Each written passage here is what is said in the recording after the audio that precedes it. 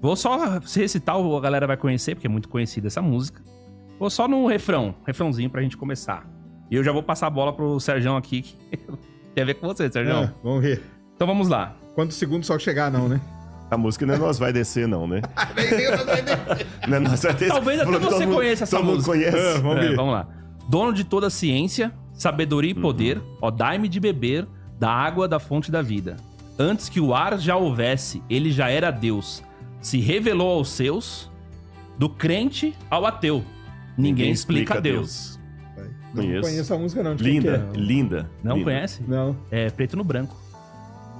Linda essa música. Muito bonita. Então, Serjão. E uma poesia também muito bem colocada. Sim, a letra realmente emocionante.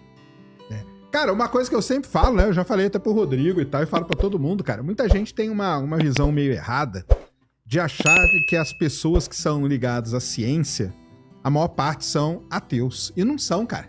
Entendeu? Mesmo porque você pega a universidade, você tem que rezar muito pra sair, né? É verdade. Os caras não são. E eu dou esse exemplo em todo lugar que eu vou e falo, e ainda vou chamar ele tá prometendo vir. Meu orientador de mestrado e doutorado... Budista, né? Não é que ele é monge. Monge budista. Ele é monge budista, cara. E é um dos maiores pesquisadores da área. Entendeu? Então, assim, eu acho que é uma visão errada você pensar... Nem sei se tem uma pesquisa da quantidade de pessoas que não acreditam em Deus que tem dentro da universidade, mas eu acho que não é muito, cara. Entendeu? Porque, assim, tem que pensar também que o cara, ele é pesquisador uma parte do dia. E uma parte da vida também. E ele tem uma vida anterior àquilo. Então... Se a pessoa, ela era... E grandes, vamos pegar padres, né? Contribuíram muito para a astronomia. A teoria do Big Bang, ela foi desenvolvida pelo Lamartre, que era padre. E por aí vai. Então, assim, eu falo pro pessoal, o pessoal pergunta, né? Ah, que você acredita em Deus? Eu falo, cara, eu não acredito, mas eu não sou... Eu já falei, pessoal, eu não sou militante, eu não sou o ateu, o radical... O cara que... E você nunca, cara, mas jamais vai ver eu tentando convencer alguém de não acreditar. Aliás, eu quero que a pessoa acredite naquilo que faz bem pra vida dela. Se ela tá bem acreditando em tal coisa e aquilo ali tá ajudando ela em algum momento difícil, tá dando alguma paz de espírito pra ela, tá dando alguma, sei lá, alguma coisa que ela se sinta bem, com aquilo ela consiga viver, cara, eu acho que é excelente e tá tudo bem. E não vai ser eu, cara. Quem sou eu pra poder ficar falando pra cá, eu não acredito em Deus, Deus não existe e tal. É que quando me perguntam, assim, uma coisa pessoal minha, eu falo, cara, eu não acredito porque eu tenho esse lado científico, cético, né, que o pessoal fala, né? E a palavra cético, eles falam até como se fosse xingamento. Pô, o Sérgio é cético pra caramba, entendeu? Como se todos estivessem me xingando. Que eu tento buscar uma resposta na ciência pras coisas. Eu acho que basicamente essa é a diferença. E eu num determinado momento, né? Eu não parto pra acreditar em alguma coisa. Tem até o famoso o Deus das lacunas, Deus né? das lacunas, que o pessoal fala, né? Onde você não tem resposta, você coloca Deus ali. Eu brinco, eu falo que é tipo a carta super trunfo, né? Porque aí, tipo, não tem discussão. Né? Ah, tal coisa não tem explicação. O Coringa tá aí. Deus tá aqui, ó. Ele vem e explica essa coisa. Eu tento explicar, então... Desde até do nascimento do universo, como que o universo nasceu. Existe uma visão, já falei isso 1000 vezes, cara, que é propagada totalmente errada. As pessoas acham que o universo a galáxia que ela existe hoje, ela existia pequenininha lá dentro de um pontinho. E não é isso, cara. Entendeu? E de repente as coisas saíram voando por aí. O universo, no seu início, ele era um estado diferente. Ele era um estado extremamente quente e extremamente denso de matéria. Ao ponto que começaram a ter, vamos falar pelo lado do científico aí, né? Talvez que tem várias dúvidas também. Começaram a ter flutuações quânticas e a partir dali ele teve uma expansão muito grande. E ele veio numa evolução, entendeu? Então, as galáxias começaram num jeito, as primeiras estrelas, elas começaram a se aglomerar, formaram as primeiras galáxias e tal. Porque a visão que o pessoal às vezes faz do início do universo, quando a pessoa não sabe, dá a impressão que a nossa galáxia está aqui e ela existiu meio como era. Não sei se vocês sabem, mas antes da genética existir, o pessoal pensava que o bebê, ele tinha uma mini orelhinha do pai e uma mini orelhinha da mãe. Um mini narizinho do pai e um mini narizinho da mãe. Sabia que era assim, que era o pensamento mesmo que tinha. E aí, na hora de nascer o bebê, era meio que escolhido. Falava assim, poxa, esse bebê é a cara do pai. quer dizer que ele tinha o mini narizinho do pai, entendeu? Aí quando veio a genética, o cara mostrou, o Mendel, depois os caras mostraram que não era isso e tal. No caso do universo é a mesma coisa. O pessoal dá a impressão que é assim, a galáxia... E o Mendel era religioso também, só pra... Mendel também era, claro. A galáxia era pequenininha lá no... Não é, cara. Não existia a galáxia. Nem existia isso, entendeu? Então é essa visão. E voltando aí, cara, de novo, cara, eu não tenho problema. Cara, minha mãe eu falo que ela tem todas as religiões, mas ela é espírita, basicamente, entendeu? Meu orientador, monge budista, e eu brinco com o pessoal e falo, cara, eu sou o ateu mais católico que você vai encontrar. Casado na igreja católica, meus 2 filhos batizados na igreja católica, meus 2 filhos estudam em igreja católica, e eu já fiz 4 cursos de padrinho. Toma essa aí, viu? Meu Deus do céu. Eu tenho 4 afilhados, fiz 4 vezes curso de padrinho. Então, cara, como assim? É porque... Mas quando me perguntam, eu falo que eu não acredito porque eu tento buscar a resposta na ciência. Mas não é um negócio meu que eu vou brigar. Não, cara, pô, você não pode acreditar. Porque eu sei que tem os ateus, vamos dizer, militantes, né? Eu não sou desse lado. Tá certo. Entendeu? Eu sou nessa linha aí. Eu pego o que o Sérgio falou e começando até da última parte dele, eu vou citar aqui o meu amigo Luiz Saião, porque ele falou que tem os xiitas e tem os xaatos, né? Isso aí. É isso mesmo, cara. E nos dois lados, antes até do Sérgio chegar, a gente tava conversando sobre isso. Tem uma apologética que eu não gosto de abraçar, que é uma apologética ufanista, dos dois lados, tá? Do religioso e do ateu. Isso. Camarada, assim, eu acho que é mais coerente dizer assim, olha, vamos supor que eu fosse especialista em paleontologia. E eu falo assim, olha, eu como paleontólogo, chego a essa conclusão. O João, como paleontólogo, ele chega a essa conclusão. Eu discordo da dele por causa disso. Eu prefiro esse modelo por causa disso. Beleza, tranquilo. Agora, quando o camarada fala assim, não, esse João é um ignorante, não ouça esse cara, não perca tempo, ele não sabe de nada de paleontologia. Não, ele não sabe de nada ou ele não concorda com o que você diz. E uma vez que até foi com você mesmo que eu conversei, que o Sérgio usou uma expressão que eu tomei pra mim. São modelos de origem do universo. É isso, exatamente. Modelos, a palavra modelo, e no plural, modelos, né? E a única coisa que eu posso dizer é o seguinte, a história da ciência moderna no século XVI, ela começou com pessoas altamente religiosas. Talvez pouca gente sabe, uma das maiores mentes, depois de Einstein, ou talvez até pareando com Einstein ali, foi Isaac Newton. Claro. E descobriram há alguns anos que Isaac Newton, tudo que ele escreveu de ciência representa 30% do que ele escreveu. 70% ele escreveu sobre a Bíblia. Inclusive, ele tinha um fascínio tremendo pelas profecias de Daniel, Apocalipse. E você pega Blaise Pascal, altamente religioso. Galileu, né, cara? Galileu Galilei, Louis Pasteur. E antes que alguém fale assim, mas porque eles viviam num universo mítico. Não vamos confundir. Nenhum desses acreditava em unicórnio, em mula sem cabeça, essas coisas. Mas eles tinham uma visão do transcendente. Isso apenas para provar o quê? Que ser um cientista e um religioso são coisas compatíveis. Claro. Porque se não fosse, a ciência teria que nascer num berço não de religiosos. Esse é um ponto. E o segundo ponto é que quando eu vejo pessoas como o Sérgio, não estou fazendo missa de corpo presente, já que ele falou do catolicismo aqui, mas assim, a única preocupação que eu tenho é que eu, enquanto religioso, não seja um argumento a mais para que pessoas como ele não acreditem em Deus. Você tá entendendo o que eu quero dizer? Muitos religiosos ficam preocupados assim, que argumento eu vou dar para convencer o Sérgio? A minha preocupação vai no outro sentido. Como eu devo ser para não aumentar o ceticismo dele? Porque muitas vezes a minha vida é a única Bíblia que muita gente lê lá fora.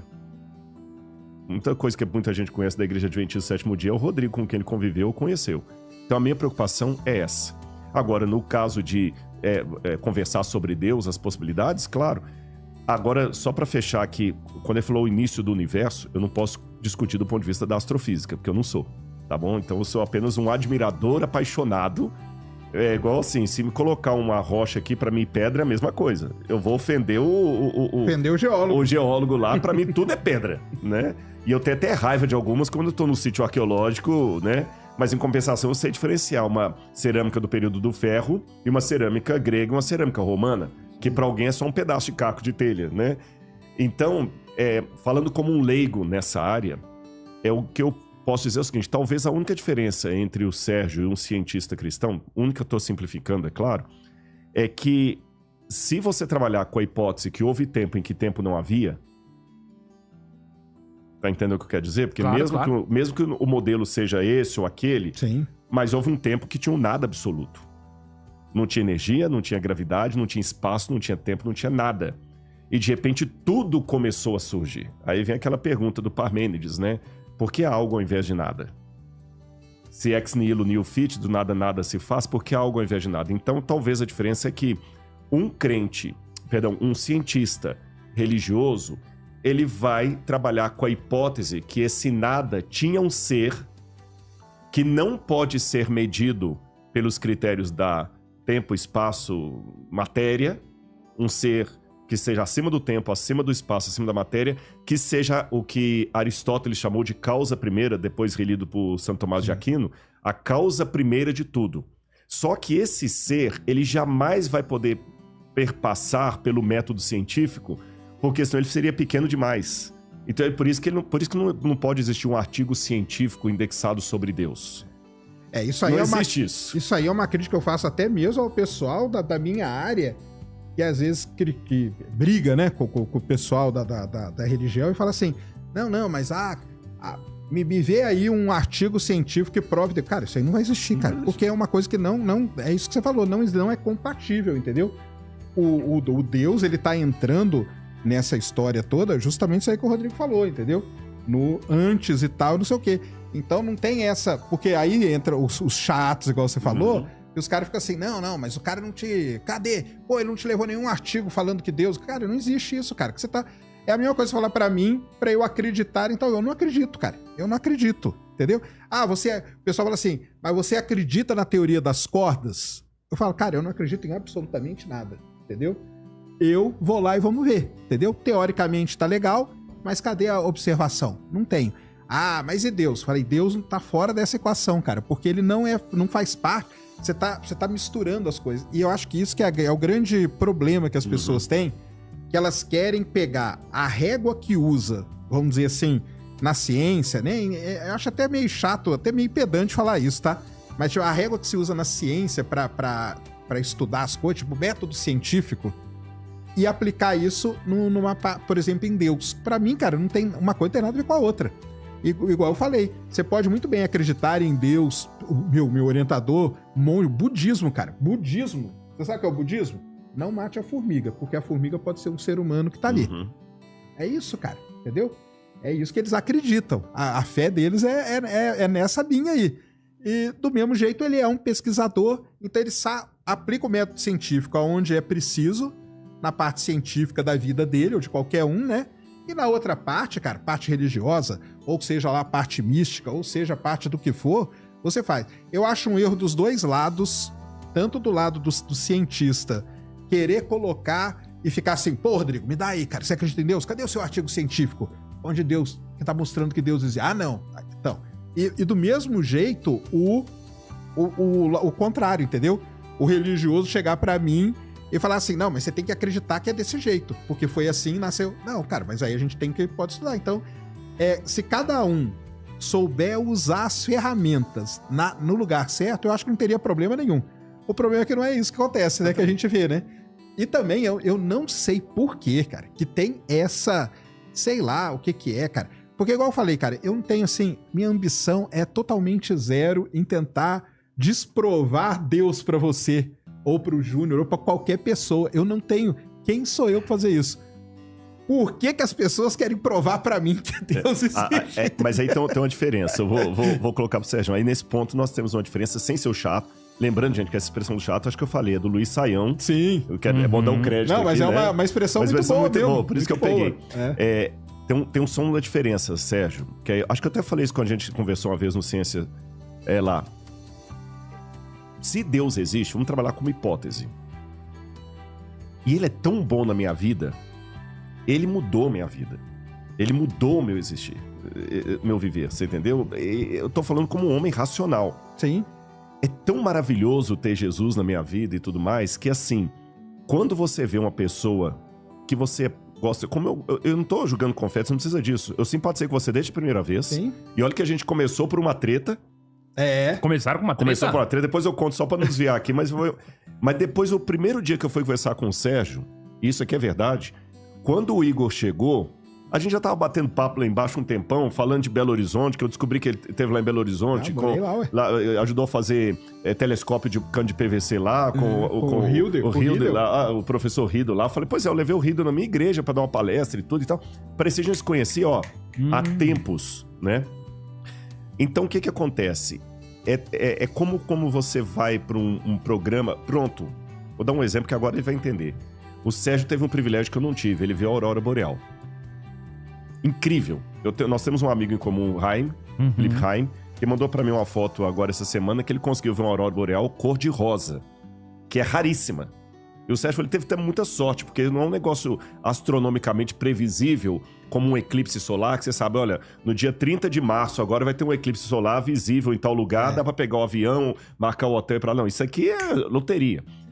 Então, quando você vê a vontade que alguém experimente aquela sensação é tão grande que o Sérgio, cara, você tem que ir um dia pra Islândia. Eu entendo. Você tem que ver. Você tem que ver. Você tem que ir lá. Eu queria tanto o Rodrigo aqui vendo. E quanto mais você aprecia a pessoa, mais você quer aquela experiência. Agora eu vou colocar algo exponencialmente maior do que ver a aurora boreal. Se a eternidade para a qual eu estou me preparando for real, se eu estiver certo, se o céu for uma realidade, se o sangue de Jesus transforma como é verdade... Eu vou ser um pouquinho chato. Falar assim, Sérgio, se você aceitar Jesus, vai ser tão bom pra você. Mas assim, eu tenho que tomar cuidado que esse limite, tem aquele limite dele perceber que eu estou me importando em dividir algo bom com ele, claro. Ou invadindo a privacidade dele e querendo meter goela abaixo um negócio que ele já falou que não quer.